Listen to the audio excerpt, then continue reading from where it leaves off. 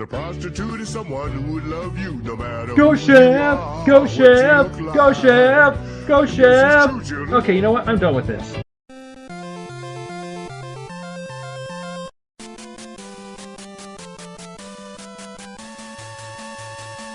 I love the Power Glove.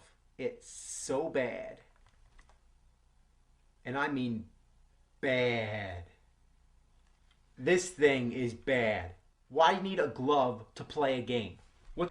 Wow. First complaint of the video, and it's a complaint over an opening. An opening to the subject material within. What is so wrong with making an opening statement in a review? The fact that it is a rather long opening can't really be the reason, seeing as this review is actually quite long itself. I honestly smell a fanboy who could not come up with any valid complaints for this video. What's wrong with this? Huh? I don't know. Well, you see, there are a few issues with this comparison. One, the Power Glove was a very early technology and was prone to many technological glitches. Two, the Wiimote is nowhere near one-to-one tracking.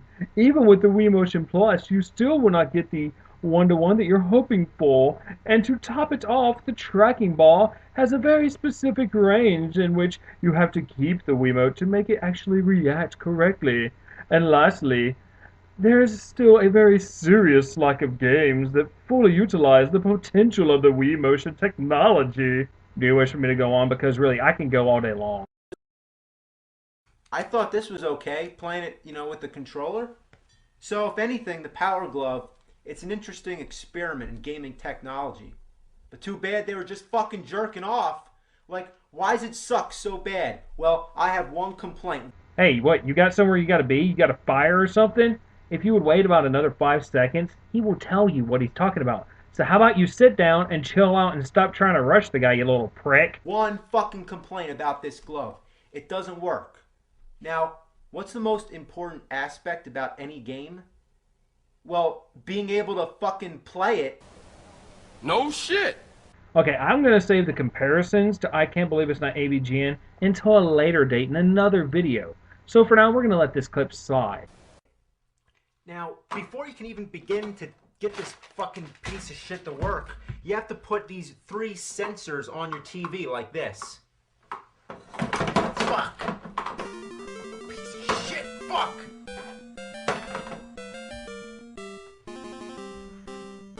Now, if you own the Power Glove, you're going to need to know what the program codes are. Yes, that's right. You have to put in a different code for each game that you play. So go on the internet, get a whole bunch of fucking codes for all the fucking games. Wait for it. You're playing a fucking game. Wait for it. You have to punch in the code. And you understand why I'm waiting this long to make a comment? Fuck. And here we go. I'm going to have to assume that you are not old enough to truly remember the Power Glove. I remember when it first came out, and I begged my mom and dad to get me one because Lucas told me it was so bad. Well, guess what? There's only one way to put it on a TV. And here's the kicker. This is the correct setup for the Power Glove's sensors. My lord, imagine that. An Irate Gamer fan making a baseless complaint on something? I wonder where he got that trait from. But really, the sensor was one of the complaints many people gave when it came to the Power Glove.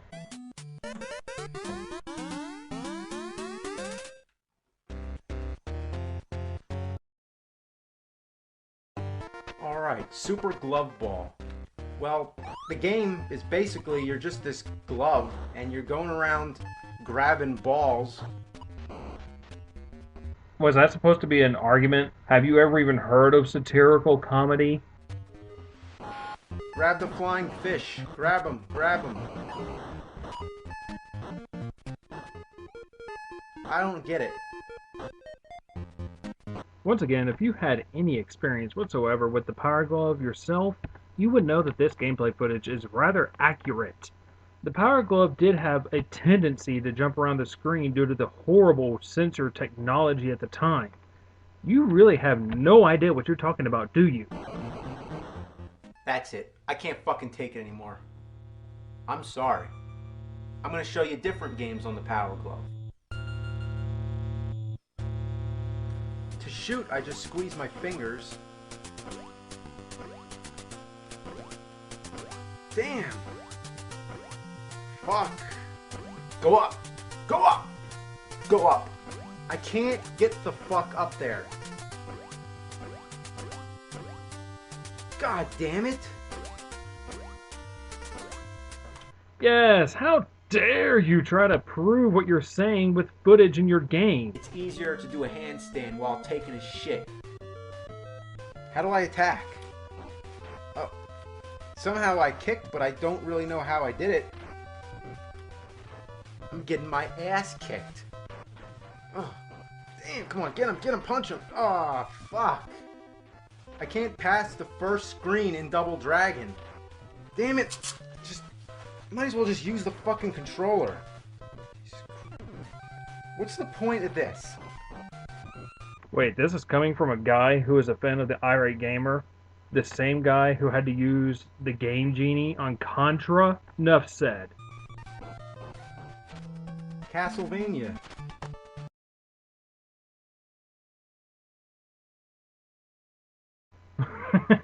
Well, this should be very interesting. Okay, we're at Google. And now we're searching for YouTube? Wait, you don't know what the address is for YouTube? Junior fan, sorry, but I'm gonna have to borrow this one from you. Congratulations! Congratulations! Congratulations! Congratulations! Congratulations! Congratulations! Congratulations! Congratulations! Congratulations! Congratulations! Congratulations! Congratulations! You are an idiot!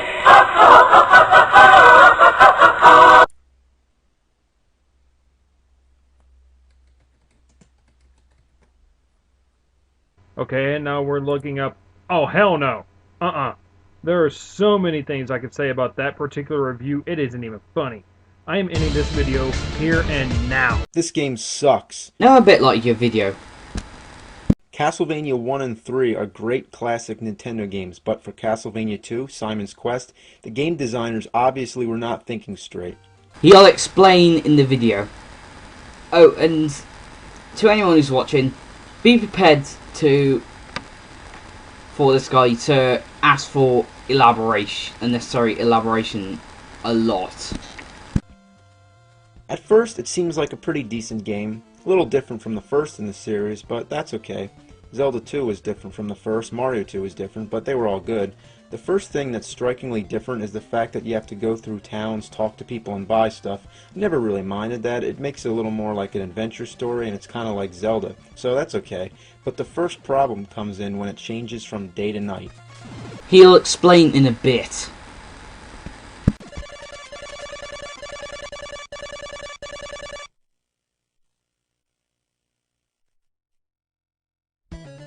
Why does this need to happen so often? Like every 5... Yes, it is actually a big deal. The ending you get depends on how many in-game days you beat the game in. And every time it says the time of day is changing, the action stops abruptly and you cannot skip the text saying it's a horrible night to have a curse. It gets very annoying. Minutes. Why does it take so long? Nobody feels like sitting through this every time. How would you like it if you were playing a game and then every 5 minutes I came over and paused it, then counted 10 tedious seconds and then let you... Really? It wasn't 10 seconds? Could you tell us the true length of that little sequence? Continue to play the game. Now, I mean, why did they think that that would be a good idea and interrupt the gameplay? Did they think it would... Are you completely blind? Did you not even watch what the hell happened on the screen? He was fighting a skeleton that was in his way, while being assaulted by spiders firing webs at him. As he was running away after he killed the skeleton, a web hit the edge of the main character Simon's hitbox. Did he have a chance to dodge? No, I don't think so. Be more realistic? I mean, in real life, I don't have to stop in my tracks when the sun sets and a fucking box doesn't pop up in the air. I mean, this is one of the most annoying features in any game ever. What's the point? Yeah, I mean, the monsters are stronger at night and the stores are closed, but why is that necessary and why does the game have to stop? Basically, you're saying that all Castlevania stop their action just for the text box to appear to say, oh, what a horrible night to have a curse. You clearly have not played any Castlevania games, have you? It's fucking retarded. And why do you have to die when you fall in the water? That's the stupidest thing I've ever seen. This guy can go... I'm gonna be honest here, this is probably the only one of James Rolfe's points I actually must disagree with. It's not really that stupid. Falling, drowning, stopping, not being able to swim. I mean, the same thing could happen in Castlevania 1 with in a secret area in level 1. Where it's quite possible to be knocked into the water by an enemy. However, it is very annoying drowning as soon as you touch the water when there's an enemy that's just placed there, seemingly to just knock you in there. And also, your whip can't even reach him either. All over fighting hordes of evil monsters, but he can't even fucking swim? Yep, you have not clearly played this game. That is one of the many unnecessarily difficult jumps in this game. Mainly because the game uses the classic Castlevania jump physics. Usually when you do jump in classic Castlevania, you can't change the direction during the jump. So in other words, the direction you're going in during the jump, well, you better fucking deal with it.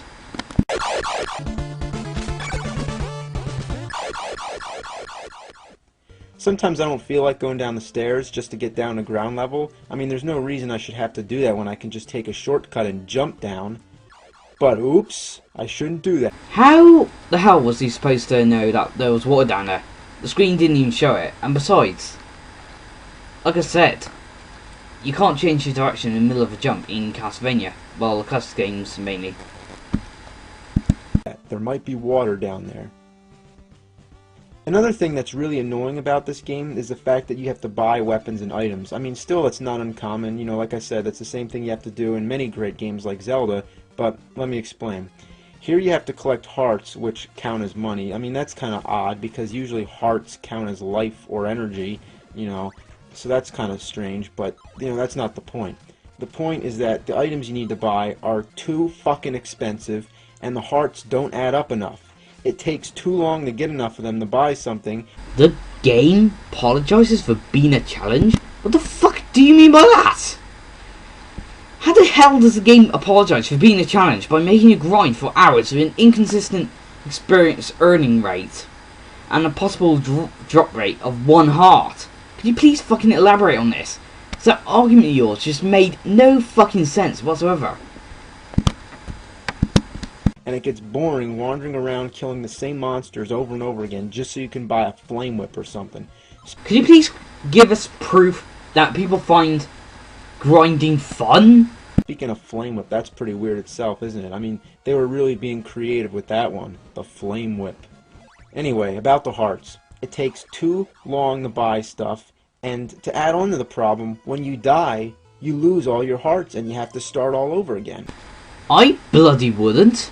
Zelda allowed you to keep your rupees after dying, so why can't Simon's Quest do the same with its hearts?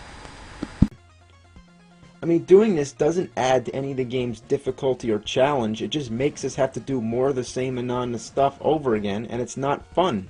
I can't believe you're actually trying to make it out that grinding is a fun pastime. Grinding is never fun. Trust me, I have played many video games, and in quite a few of them, grinding has always been a frustrating experience. Boring.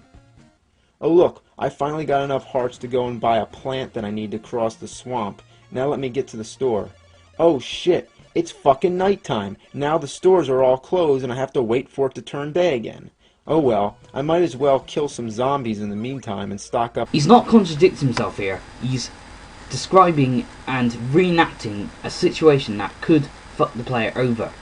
He did mention a few seconds ago that he needed to buy nothing to progress, and he has enough money, but because it's night time and all the shops are closed, his only option is to grind. And remember, you lose all your hearts after game over. On some more hearts. Oh shit! Now I gotta start all over again. Weren't you even fucking paying attention? He was showing... he was describing and reenacting a situation that can happen to the player. It's something the angry video game nerd does a lot. And to be honest, it's one of the reasons why he's one of my favourite reviewers ever. One of the worst things in the game are the pitfalls, which are areas where there's like stones or blocks that look like you could walk on them, but instead you just fall through. It's impossible to tell where these spots are the first time walking through, so you just have to keep throwing holy water all over to see where they are. It's retarded. Why should I have to do that? Are you actually defending this game, or are you just doing it for the sake of trying to call out the angry video game nerd? Again, it doesn't add up to any of the fun, challenge of the game. It's just unfair and it's annoying. Could you give an explanation of why throwing holy water and being forced to throw holy water every step is fair? And something I find funny is that you asked the AVGN to elaborate, and yet you don't even elaborate on your own points. And I find that quite hypocritical. In the dungeons, there's no bosses at the end, which is a big disappointment. Every Nintendo gamester knows that at the end of a level or a dungeon, labyrinth or whatever, there's always supposed to be a big guy who you fight. But here, they just got lazy and only put a few bosses in the game and left some of the dungeons just empty, like this one. So most of the dungeons you go through, the mansions to be exact, there's nothing at the end except for a crystal orb that you can't touch. In the rest of the Castlevania games, the tradition goes like this. You fight a boss. Hello? You've been doing that quite a few times in this whole fucking video. Hypocrite! Much?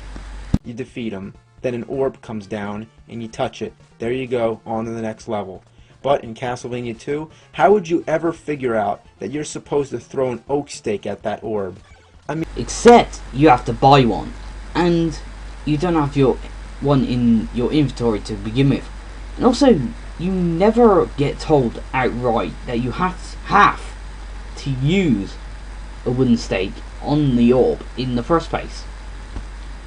When you first get the oak stake, you assume it's a weapon, and you throw it only to find that it does absolutely nothing, and that you waste it by throwing it, so you have to get it all over again. There are parts in the game that are definitely not self-explanatory and are too hard to figure out. Take this. You cannot be fucking serious. That is not what I consider a fucking challenge. Fighting death in Castlevania 1, that is a challenge. But wrapping your heads around hints that don't make any sense whatsoever. For example, it's the DLAbaoaqu for your head to make a hole is not a fucking challenge, okay? Dead end, for example. Would you guess that you're supposed to pass through this wall? How? You have to kneel down by it for like 10 seconds. Now still, that's not enough to make it so cryptic and hidden that we can't figure it out. Oh, please give us more for our buck and make it harder so we can wander around the whole game and exhaust every possibility before we find out. He is about to explain why it's taken longer than it should. Be fucking patient. Seriously though, all this unnecessary asking for elaboration is really annoying. Only ask for elaboration when it's needed, okay? Okay, guess what? You need to have a red crystal selected and be kneeling down and wait a little while before this magic tornado comes and takes you to the next part of the game.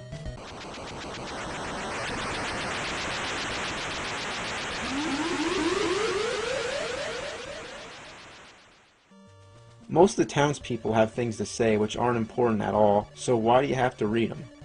Here in the dungeons, there's books that you may find which actually give you clues about things in the game that you may need to know about. But when I find these books half the time, it's by accident, so I may hit the button and cancel it out, which means that I don't even get to read it and I don't have a second chance. It's very easy to cancel out the text by accident, so it's not exactly his fault. Why can't I do that when it changes from day to night? That would actually be helpful. So what the game designers figured is this.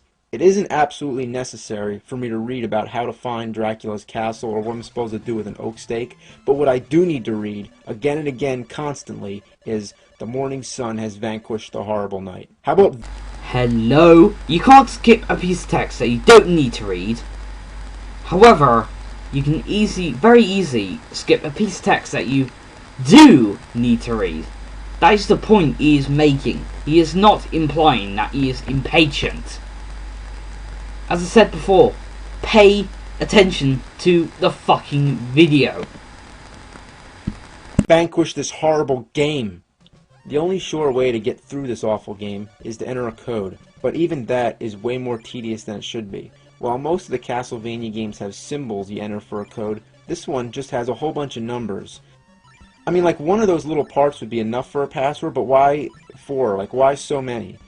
In general, I hate games that have passwords like this because sometimes they have uppercase and lowercase letters. Like, the L's, you know, look like I's, the zeros look like O's, the 8's look like 5's, so, you know, why does there have to be so many digits? You know, as I have said before, you have been doing the exact same fucking thing. like, why can't it just be numbers or something? Like, you know, just numbers and not letters. I mean, it takes me like 5 minutes to enter this code when it should only take like 5 seconds. It's friggin' stupid. Okay, so say we enter the code and we go to Dracula's castle. You'll be pretty disappointed how anticlimactic this game is. It isn't even worth putting in a code, let alone playing the whole game all the way through, which if you did, I feel bad for you. I mean... Wrong, wrong, wrong, wrong.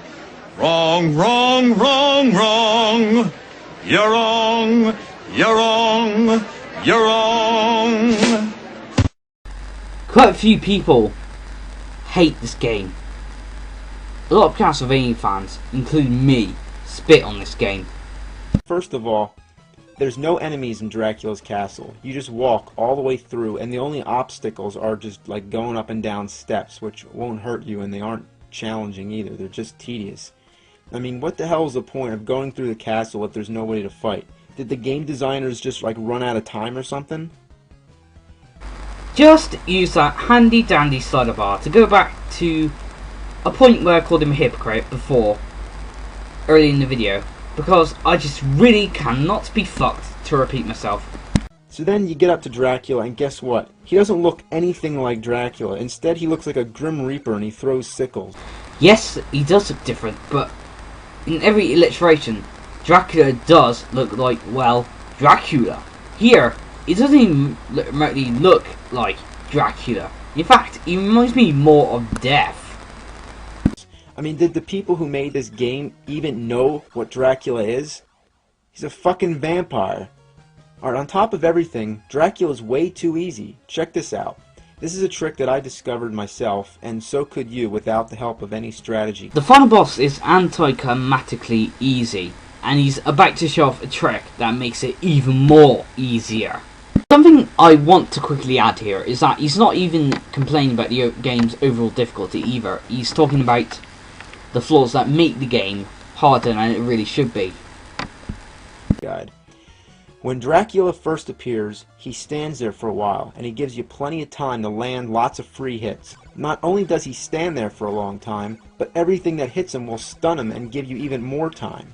Naturally, you'll probably be using the flames because it's one of the most effective weapons in the game, but using it against Dracula, it makes it simply impossible for him to even do anything. He has no chance. The second you start... That is not the fucking point.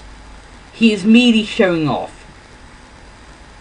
an easy to perform exploit. At the same time, showing the viewer how broken the flames are. Telling him to use something else and make it more difficult does not subtract from the fact that this stuns Dracula. Did not even hear what he's saying. Everything that hits Dracula stuns him as well. Even if you used something else, it would still stun him. Start throwing that shit at him, you've already won. I mean, why is it that easy? Did they even test this shitty game out before they released it? Did you even watch this shitty commentary before you even uploaded it? And more importantly, why the fuck did you upload it? Oh wait, he's a Irate Gamer fanboy. It all makes perfect sense. What a piece of shit. I mean, I feel horrible that I had to play this game in order to make this video, but I did it to demonstrate its dreadfulness, and I forced myself to play it just so that you don't have to. So you should... No, it's not stupid. This game is pretty bad, and Castlevania fans consider it the black sheep in the series. Thank me for telling you to stay away from this horrible, steaming pile of goat shit. I mean, I know it's useless complaining about a game that was made back in the late 80s or earlier 90s or whatever, but it just blows my mind how fucking horrible it is. I mean, it's consistently annoying. Why? Would you like to explain why it isn't consistently annoying? You see, you asked the guy to elaborate, and yet he elaborates anyway in the entire video after your counterpoint. And here you've got a lot of statements that really need elaborating. And like I said, it comes off hypocritical. And also, I've played this game and I can honestly vouch for a lot of Mr. Rolf's critical points. Why? Why is it so bad? If all these problems were changed, then we'd have a great trilogy of classic Castlevania games. But history is history, and we might as well try to count Castlevania 3 as, you know, the second in the series, and leave this awful piece of horseshit alone, as it stands today as one of the biggest fuck-ups of all time. And I can say the same fucking thing to you. Do you really think you're proven wrong? Well, simple answer. You lose! Good day, sir! Thank you for listening. Good night.